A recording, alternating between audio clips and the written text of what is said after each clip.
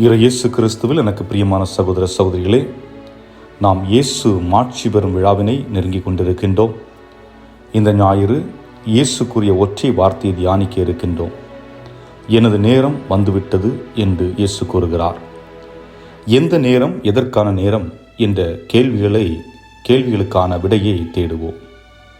இன்றைய முதல் வாசகத்தில் புதிய உடன்படிக்கை என்ற வார்த்தை பயன்படுத்தப்படுகிறது. அப்படியென்றால் இதற்கு முன்பாக ஒரு உடன்படிக்கை இருந்திருக்கிறது. அது என்ன? முதல் உடன்படிக்கை என்பது இறைவன் மோசே வழியாக கொடுத்த உடன்படிக்கை. நீங்கள் என் மக்கள், நான் உங்கள் தந்தை. உங்களை பாலும் தேனும் வழியும் கானான் தேசத்திற்கு அழைத்துச் செல்வேன் என்பதுதான் அந்த உடன்படிக்கை. ஆனால் மக்கள் கடவுள், அதாவது யாவே என்னும் இறைவன் மீது நம்பிக்கை இழந்து நகைகளையெல்லாம் சேர்த்து போட்டு வார்த்து அதிலிருந்து வந்த கன்றுக்குட்டியை வழிபட ஆரம்பித்தார்கள். இதனால் அவர்கள் இறைவனோடு உள்ள உடன்படிக்கையை உடைக்கிறார்கள். அதனால் ஏற்பட்ட பாதிப்புகள் என்னென்ன? நிலத்தை இழந்தார்கள், அரசை இழந்தார்கள், ஆட்சியை இழந்தார்கள், நாடோடிகளானார்கள். இறைவன் தங்களை கைவிட்டு விட்டார், இறைவன் எங்களை அன்பு செய்வதை நிறுத்திவிட்டார் என்று அனாதைகளாக வாழ்கிறோம் என்று புலம்ப ஆரம்பித்தார்கள்.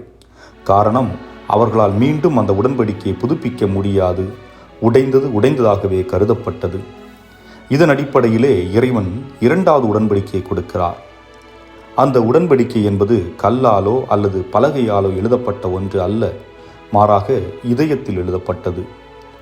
முதல் உடன்படிக்கை தலைமுறையாக ஒருவர் மற்றவரிடம் சொல்லி கடத்த வேண்டும். ஆனால் இரண்டாம் உடன்படிக்கை என்பது அப்படி கடத்த தேவையில்லை. காரணம், இறைவன் கூறுகிறார், என் சட்டத்தை அவர்கள் உள்ளத்தில் பதிப்பேன், அதை அவர்கள் உள்ளத்தில் எழுதி வைப்பேன், நான் அவர்கள் கடவுளாக இருப்பேன், அவர்கள் என் மக்களாக இருப்பார்கள்.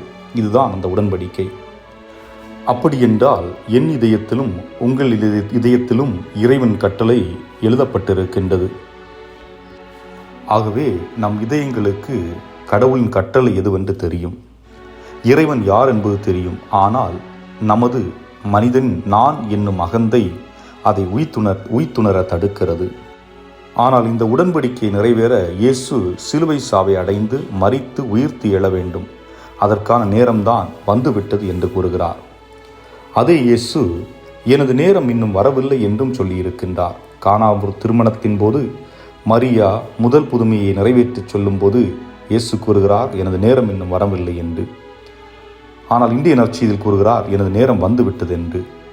இந்த உடன்படிக்கை முழுமையடையும் போது அதன் நிலை எவ்வாறு இருக்கும் என்பதற்கு ஆண்டவரே கூறுகிறார், நான் உங்கள் தீய செயல்களை மன்னித்து விட்டேன், உங்கள் பாவங்களை நினைவு கூற மாட்டேன்.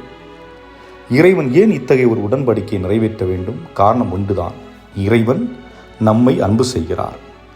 அவர் என்னை நிபந்தனையற்ற அன்பு செய்கிறார். ஆனால் அந்த அன்பை மனிதர்களாகிய நாம் எளிதில் புரிந்து கொள்வதில்லை. இந்த அன்பை மற்றவர்கள் சொல்வதால் புரிந்து கொள்ள இயலாது. மாறாக நாம் ஒவ்வொருவரும் நமது வாழ்வில், தனிப்பட்ட வாழ்வில் உணர்ந்து புரிந்து அவரை ஏற்றுக்கொள்ள வேண்டும். 19ஆம் நூற்றாண்டில் வாழ்ந்த ஒரு யூத பெண்மணி எடித் ஸ்டெயின். இன்றைக்கு இவர் கார்மல் சபை புனிதர் என்று அழைக்கப்படுகிறார். ஜெர்மனி நாட்டிலே பிறந்தார். 2 வயதில் தன் தந்தையை இழக்கின்றார். தாய் தன்னுடைய குழந்தைகளை வளர்ப்பதற்காக உழைத்து அந்த குழந்தைகளை படிக்க வைத்து வளர்க்கின்றார். தனது 13வது வயதில் கடவுள் நம்பிக்கை அற்று போகிறது. பின்பு மனிதர்களுக்கு உதவி புரிந்தால் போதும், கடவுள் தேவையில்லை என்பதை இந்த முடிவுக்கு வருகிறார் எடித் ஸ்டெயின். இதனால் ஜெபிப்பதையும் விட்டுவிடுகிறார்.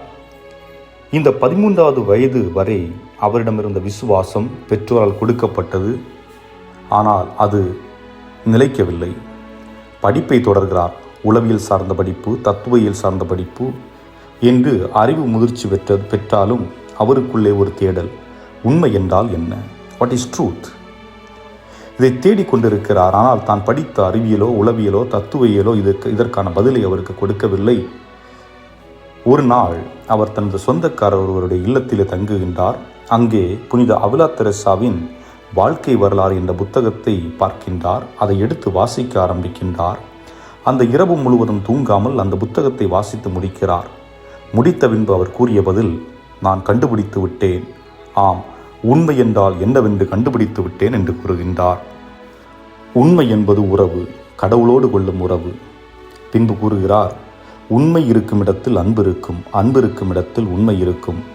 இதைத்தான் நாம் விண்ணகம் என்று சொல்லுகின்றோம். உண்மை இருந்து அன்பு இல்லை என்றால் அங்கு ஒன்றுமில்லை. அதை போன்று அன்பு இருந்து அங்கு உண்மை இல்லை என்றால் அந்த இடத்தை நரகம் என்று சொல்லுகின்றோம்.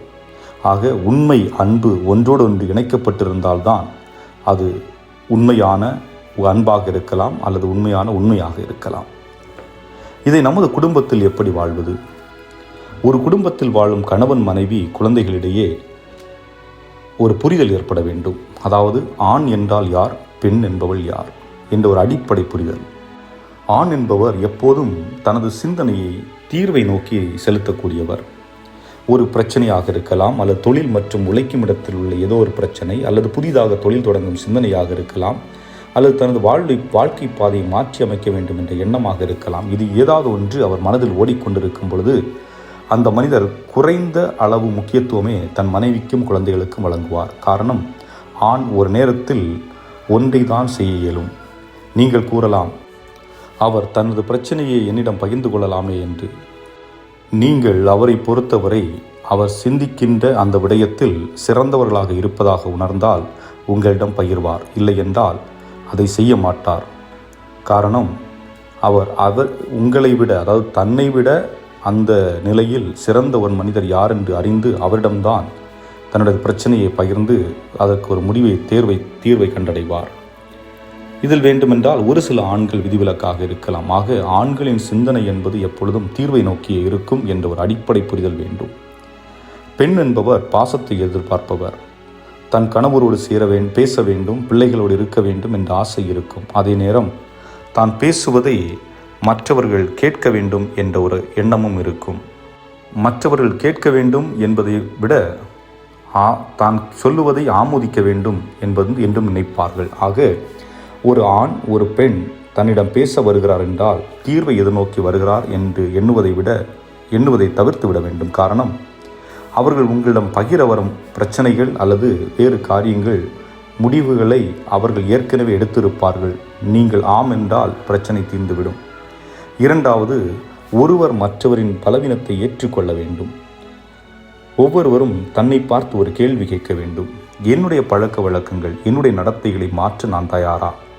நான் மாற்ற முயற்சித்திருக்கிறேனா? எந்த அளவிற்கு அதில் வெற்றி பெற்றிருக்கின்றேன்? ஒருவேளை என்னால் என்னுடைய பழக்க வழக்கங்களை, நடத்தைகளை மாற்ற முடியவில்லை என்றால் நான் ஏன் பிறர் மாற வேண்டும் என்று நினைக்க வேண்டும்? அவரவர் பலவீனத்தோடு அடுத்தவரை நாம் ஏற்றுக்கொள்ள வேண்டும். மூன்றாவது, செவிமடுப்பது. கணவன் மனைவி பிள்ளைகளிடம் ஒருவர் பேசி முடிக்கும் வரை தயவு செய்து அவர்கள் சொல்வதை கேளுங்கள். அந்த வார்த்தைகளில் கோபம் இருக்கலாம், அதாவது அவர்கள் பகிரக்கூடிய வார்த்தைகளில் கோபம் இருக்கலாம், கிண்டல் இருக்கலாம், தகாத வார்த்தைகள் இருக்கலாம், அன்பு இருக்கலாம், ஒருவருக்கு பிடித்த விடயங்கள் இருக்கலாம், ஒருவருக்கு பிடிக்காத விடயங்கள் இருக்கலாம். ஆனால் நீங்கள் முழுமையாக கேட்டால் மட்டும்தான் மற்றவரை புரிந்து கொள்ள முடியும். என்ன பிடிக்கும், எது பிடிக்காது, என்ன பிரச்சனை சென்று கொண்டிருக்கிறது என்பதை புரிந்து கொள்ள ஏதுவாக இருக்கும். ஆனால் இன்று பல குடும்பங்களில் ஒருவர் பேச ஆரம்பித்தவுடன் தடுப்பூச்சுவர் எழுப்பி விடுகிறார்கள். கோபம் முற்ற செய்து விடுகிறது. இதனால் அது சண்டையாக மாறுகிறது.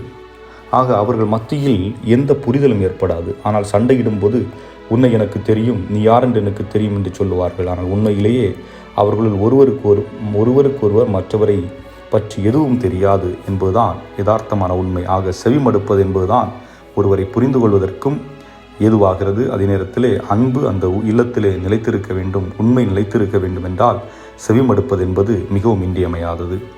நான்காவது, எதிர்பார்ப்பு. எதிர்பார்ப்பு என்பது காயத்தை தான் கொண்டு வரும்.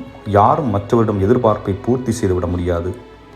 ஒரு நாள் அல்லது சில நாட்கள் பூர்த்தி செய்யலாம், ஆனால் எப்போதும் அதை நிகழ்த்துவது கடினம். ஆகவே எதிர்பார்ப்புகள் வேண்டாம் என்பதுதான் யதார்த்த உண்மை.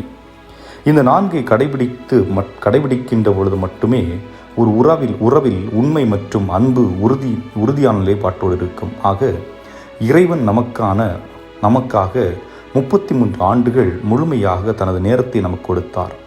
நாமும் இறைவனுக்கு நமது நேரத்தை கொடுப்போம்.